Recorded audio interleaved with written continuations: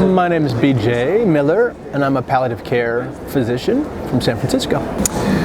So my clinical work is at the University of California, San Francisco, where I practice and teach. But most of my work these days is being out in the world and on the speaking circuit and trying to sort of beat the drum around helping everyone deal with illness and trying to prepare for end-of-life issues. So that's the bulk of my work. And then the third piece right now is working on a book called A Beginner's Guide to the End. It'll be out next July. Well, so what really turned me on to issues around healthcare in general and caregiving in general was becoming disabled myself. I was injured in college, and that made me a patient for an extended period, for months. And I came close to death myself at that time. And so that turned me on to two things. It turned me on to sort of the power of our mortality and the finiteness of our time on this earth, and also it turned me on to the healthcare system, both its splendors and its ills, and so that kind of prompted me to pursue this line of work, those two things together. I think especially as a disabled person, I think the biggest thing you kind of become aware of is how the built environment is not really made for you. And this was 1990 when I was injured, 91 when I was injured, and that was right at the time of the passage of the Americans with Disabilities Act. So it was just becoming law that we had to guarantee access for people using wheelchairs, etc. And that's not that long ago. And you still look around and you'll see a world that really kind of carves out. It's built for people who are able-bodied, but those of us who have disabilities, it becomes much more challenging. It was just becoming, my eyes being turned on to how we create a world that accidentally or otherwise leaves a lot of people out.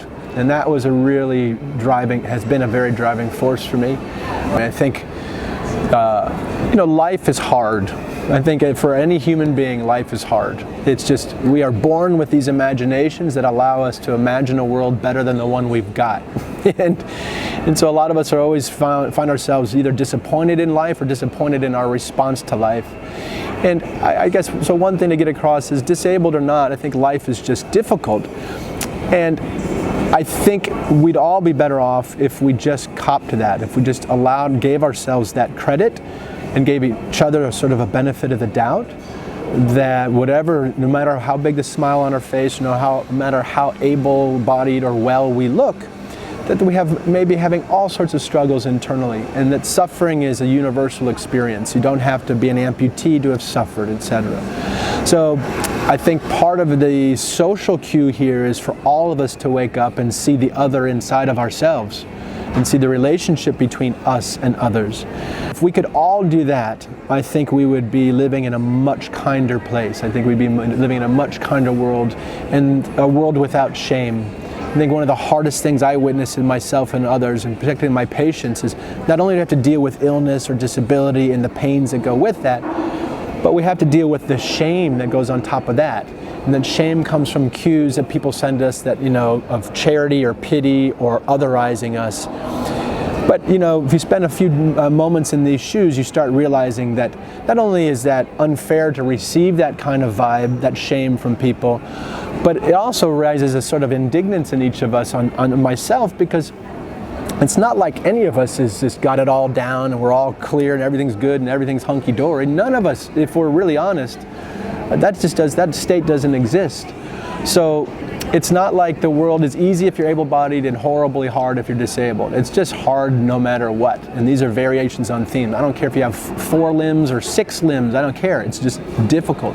So in answer to your question, it's a really important cue. And I do think it starts with each of us seeing ourselves as others, seeing the parts of ourselves that are alienated from the world, etc.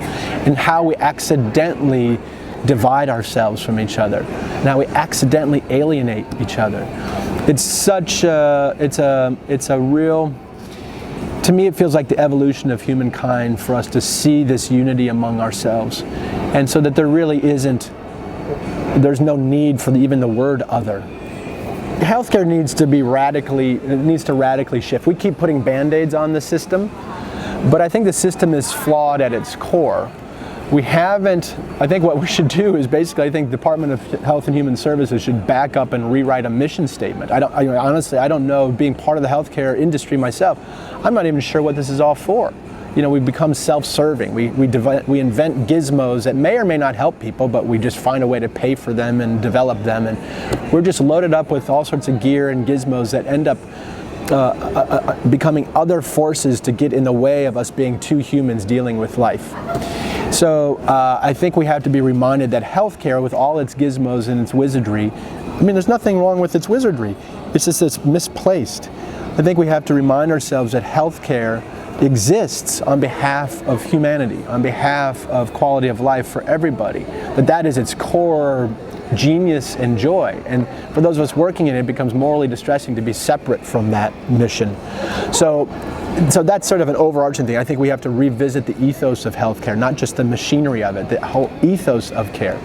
Beyond that, I think we have this sort of cultural issue where, as you point, there's this vertical orientation, doctor up here, patient down here.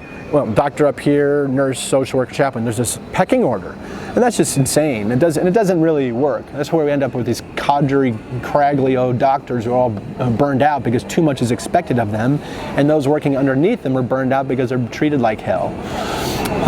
All of that, I think, the source of that moral distress that I see is principally because somehow in the culture of healthcare, we are not invited to own our own otherness, our own disability, back to this sort of central shift that I think you and I long for in society.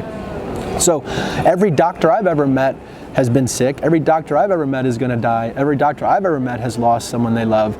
But those experiences aren't welcome in their work. We need to open that pathway where physicians, clinicians get to bring their own experiences as human beings to the mix. Not the current status is you basically are taught to ignore those things. If I want to be a good doctor, I'm supposed to stay up all night for nights on end. I'm supposed to not have a personal life, etc. That does not work. That does not work at all. That turns doctors into sort of mindless machines, and it makes patients feel awful for needing them. I guess I keep pointing back to whatever the machinery, however the machine of healthcare needs to change, I think it will flow nicely if we recraft the ethos and the mission of the work in the first place.